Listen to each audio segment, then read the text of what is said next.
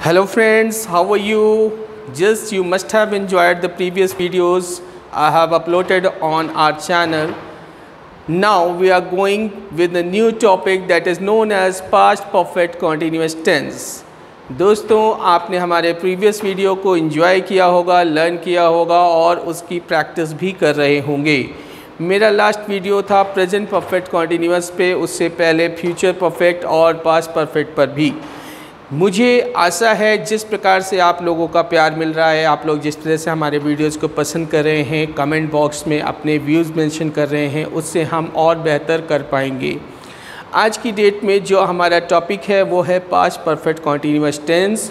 Past perfect continuous is a advance tense. आपके box number 9 या future perfect तक के टेंसेस को हम लोग बेसिक टेंसेस कहते हैं और उसके आगे के present perfect continuous, past perfect continuous और फ्यूचर परफेक्ट कॉन्टिन्यूअस को हम लोग एडवांस टेंसेस कहते हैं, क्योंकि इनमें जो बातें कही जाती हैं दीज आर वेरी इंपॉर्टेंट। ये थोड़े से टिपिकल भी होते हैं, हालांकि हम इनको बहुत ही ज़्यादा सरल करके आपके सामने लेकर आए हैं।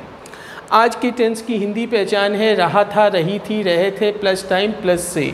यानी कोई भी हिंदी वाक्य जो रहा था, रही थी, रहे थे पे ख़त्म हो रहा हो और उसमें क्रिया के साथ टाइम प्लस से का जिक्र हो। जैसे राम 2 बजे से सो रहा था, मैं कई सालों से पढ़ा रहा था, मैं सुबह से काम कर रहा था। इन वाक्यों में रहा था, रही थी, रहे थे भी आ रहा है और साथ में टाइम प्लस से भी आ रहा है। ये एक पर्टिकुलर वर्ड से ही पास्ट कॉन्टिन्यूअस और पास्ट परफेक्ट कॉन्टिन्यूअस को आपस में अलग करता है। Past continuous is a basic tense and past perfect continuous is a advance tense. इस से के ट्रांसलेशन के लिए हमें वाक्य में सिंस अथवा फॉर का प्रयोग करना पड़ता है। अगर हमारे सेंटेंस में दिया गया टाइम पॉइंट ऑफ टाइम होगा तो हम सिंस का प्रयोग करेंगे। अगर हमारे सेंटेंस में दिया गया टाइम पीरियड ऑफ टाइम होगा तो हम फॉर का प्रयोग करेंगे। ऑक्सिलरी के रूप में हम हैड बीन ऑक्सिलरी लगाते हैं। सब्जेक्ट चाहे सिंगुलर हो चाहे प्लूरल हो, I, you, we, they, he, she, it या किसी नाम के साथ ऑक्सिलरी क्या रहेगी? Had been. और वर्ब की आईएनजी फॉर्म जिसको प्रेजेंट पार्टिसिपल भी कहते हैं, क्योंकि एक प्रोग्रेसिव टेंस है और इसमें वर्ब की आईएनजी फॉर्म ही यूज होगी। पॉइंट ऑफ टाइम और पीरियड ऑफ टाइम को एक थोड़ा सा समझ लेते हैं। हमने पॉइंट ऑफ टाइम के कुछ एग्जांपल्स इधर कर दिए हैं, पीरियड ऑफ टाइम के एग्जांपल इधर कर दिए हैं, लेकिन बेसिकली आपको समझना हो कि पॉइंट ऑफ टाइम और पीरियड ऑफ टाइम क्या होते हैं। तो समय की रेखा पर हमारे पूर्वजों के द्वारा कुछ निशान बना दिए गए और उनका कुछ नाम रख दिया गया। उन निशानों का जिक्र आए और उसके बाद से आए तो हम उसे पॉइंट ऑफ टाइम मानेंगे और उस पॉइंट ऑफ टाइम के लिए इंग्लिश ट्रांसलेशन में पास्ट परफेक्ट कॉन्टिन्यूअस में हम सिंस का प्रयोग करेंगे। उदाहरण के लिए सबसे पहले जो पॉइंट ऑफ टाइम बने होंगे वो रहे होंगे मानवीय जीवन के आधारभूत 5 पॉइंट: जन्म, बचपन, जवानी, बुढ़ापा, मृत्यु। तो अगर आपके सेंटेंस में आता है कि वह बचपन से खेल रहा था तो बचपन एक पॉइंट ऑफ टाइम है। इसके ट्रांसलेशन के लिए क्या हो जाएगा? Since childhood. अगर जन्म से खेल रहा था तो सिंस बर्थ, जवानी से खेल रहा था तो सिंस यंगहुड। ठीक है। दूसरा हमारा जो पैरामीटर बना होगा आज से हजारों साल पहले, वो जाड़ा, गर्मी, बरसात बना होगा। तो अगर वह जाड़े से खेल रहा था तो he had been playing since winter. वह गर्मी से खेल रहा था, he had been playing since summer. Got it? Since और फॉर का प्रयोग। तो ये पॉइंट ऑफ टाइम है। अगर कोई o'clock आता है, 7 o'clock, 8 o'clock, तो ये हमारे सीनियर्स यानी हमारे एंसेस्टर्स के द्वारा बनाए गए पॉइंट ऑफ टाइम है, जो एक सर्टेन लिमिट के बाद रिपीट होते हैं, लेकिन एक पर्टिकुलर कॉन्टेक्स्ट में एक ही बार आते हैं। जैसे 9 बजे 12 घंटे में एक ही बार आएगा, 9th मंथ साल में एक ही बार आएगा, मई का महीना साल में एक ही बार आएगा, संडे हफ्ते में एक ही बार आएगा, मार्च साल में एक ही बार आएगा। 1947 ये तो पूरी एक सेंचुरी में एक ही बार आएगा। बर्थ मानवीय जीवन में एक ही बार, मॉर्निंग एक दिन में एक ही बार, रेन एक साल में एक ही बार, विंटर एक साल में एक ही बार। और एज की बात करें तो एक केव एज होती थी, आइस एज होता था, यानी बर्फ युग। जब मानवीय सभ्यता का स्टार्टिंग हुआ था उस समय का अगर जिक्र सेंटेंस में आए कि भारतीय सभ्यता हिम युग से चल रही है, तो Indian culture has been running since ice age. Is it clear to everybody? These are the point of time. What is the period of time? Period of time, difference between any two point of time. 9 बजे के लिए आपने since का प्रयोग किया और 10 बजे के लिए since का प्रयोग करेंगे, तो 9 बजे और 10 बजे के बीच में कितना समय है? 1 घंटा। तो अगर आपके सेंटेंस में आता है कि वो 1 घंटे से पढ़ रहा था, तो उसके लिए आप for लगाएंगे। 10 मिनट के लिए क्या लगाएंगे? for, क्योंकि 10 बजे के लिए सिंस, 10:10 के लिए सिंस। 10 बजे और 10:10 के बीच में डिफरेंस कितना है? 10 मिनट्स का। तो 10 मिनट्स के लिए क्या लग जाएगा?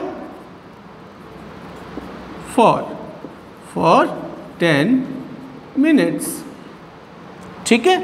और अगर सेंटेंस में टाइम इस प्रकार से आ जाए 10:15 से, तो इसके लिए क्या लगेगा? सिंस। और 15 past 10, इसमें ओ क्लॉक नहीं लगेगा। ये एक पॉइंट ऑफ टाइम है। पूरे दिन में 12 घंटे में 10:15 एक ही बार बजेगा, और इसके लिए हम क्या बनाएंगे? This is a point of time. Point of time के लिए सिंस लगा, जितने मिनट बीत गए हैं उनका जिक्र पहले, फिर पास्ट मतलब बीत गए, फिर राउंड फिगर 10। 10:15 को कैसे बोलेंगे? 15 past 10. Is it clear? Now, past perfect continuous में situation past continuous tense plus time plus से। एग्जाम्पल, राम बचपन से अंग्रेजी बोल रहा था। Ram has been speaking English since childhood. मैं सुबह से पढ़ा रहा था। I had been teaching since morning.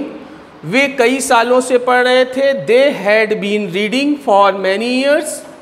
वह 5:15 से खेल रहा था। He had been playing since 15 past 5। इसमें ओ क्लॉक नहीं लगेगा। जब समय पॉइंट ऑफ टाइम में राउंड फिगर में होता है, संपूर्ण होता है, तब ओ क्लॉक लगता है। जब फ्रैक्शन में टाइम आता है, गुणक में टाइम आता है, तब ओ क्लॉक नहीं लगता है। ठीक है। या मैंने पॉइंट ऑफ टाइम का भी एग्जाम्पल लिया है और पीरियड ऑफ टाइम का भी एग्जाम्पल लिया है। मैं 5 सालों से पढ़ा रहा था। I had been teaching for 5 years। मैं 2 घंटे से पढ़ा रहा था। I had been teaching for 2 hours। वह 5 घंटे से पढ़ रहा था। He had been reading for 5 hours। Subject he, she, it कोई भी हो, ऑक्सी क्या लगेगी? Had been. अब आ जाते हैं नकारात्मक सेंटेंस में। वह बचपन से गाली नहीं दे रहा था। He had not been abusing since childhood. वह बचपन से चाय नहीं पी रहा था। He had not been taking tea since childhood. वह जाड़े से लखनऊ नहीं जा रहा था। He had not been going to Lucknow since winter. वह 5 सालों से सिगरेट नहीं पी रहा था। He had not been smoking for 5 years। मैं कई सालों से लखनऊ नहीं जा रहा था। I had not been going to Lucknow for many years. आशा है आपको पॉजिटिव निगेटिव का डिफरेंस क्लियर हो गया होगा।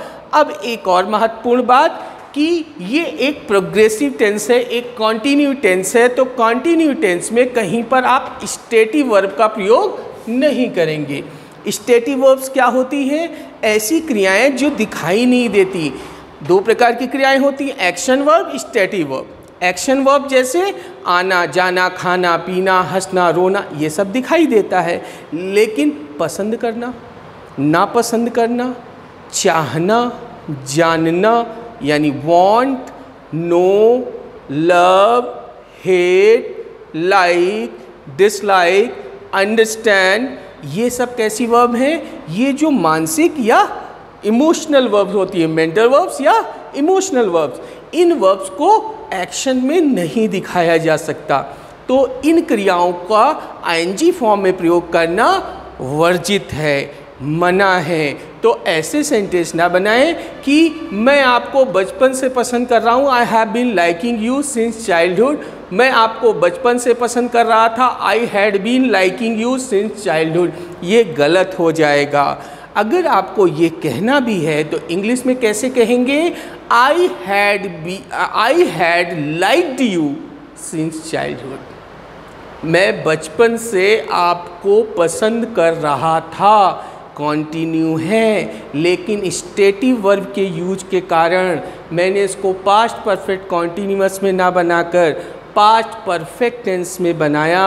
आई के साथ पास्ट परफेक्ट की ऑक्सिलरी हैड लगाई और लाइक की third form liked. I had liked you since childhood. आशा है आपको ये बात समझ आ गई होगी। कभी भी स्टेटिव वर्ब का प्रयोग कॉन्टिन्यूअस में नहीं करना है, ना प्रेजेंट कॉन्टिन्यूअस, ना पास्ट कॉन्टिन्यूअस, ना फ्यूचर कॉन्टिन्यूअस, ना प्रेजेंट परफेक्ट कॉन्टिन्यूअस, ना पास्ट परफेक्ट कॉन्टिन्यूअस, ना फ्यूचर परफेक्ट कॉन्टिन्यूअस में। मैं हर एक टेंस जो प्रोग्रेसिव है या कॉन्टिन्यूअस है उसको पढ़ाते समय इस चीज़ का जिक्र अवश्य करता हूँ, क्योंकि जो लोग बहुत अच्छे से इस टेंस को समझ भी जाते हैं उनसे कभी कभी ये भूल हो जाती है। आशा है आप समझ गए होंगे और आपसे ये भूल नहीं होगी। तो कैसा लगा आज का आपको टॉपिक पास्ट परफेक्ट कॉन्टिन्यूअस? अगर आपको ये वीडियो पसंद आया है तो हमारे चैनल को सब्सक्राइब करें, बेल आइकॉन बटन दबाएं, जिससे नेक्स्ट वीडियोस के नोटिफिकेशंस आपके मोबाइल पर आपको मिल जाएं। अपने सजेशंस शेयर करना हमारे साथ मत भूलिएगा। अगर आपको कोई परेशानी है वीडियो को देखने में या वीडियो में कुछ सुधार के लिए आपके पास सुझाव हैं तो हमारे साथ कमेंट बॉक्स में शेयर कीजिए। हम आपके सुझावों का पालन करेंगे और बेहतर बनाने में आपके सुझाव बहुत इम्पॉर्टेंट होते हैं। इसलिए वीडियो हमेशा पूरा देखिए और पूरा वीडियो देखने के बाद अपना कमेंट ज़रूर मेंशन करिए। तब तक के लिए जब हम नया वीडियो लेकर आते हैं, गुड नाइट, सबक है, शुभ रात्रि, जय हिंद, जय भारत। फिर मिलेंगे।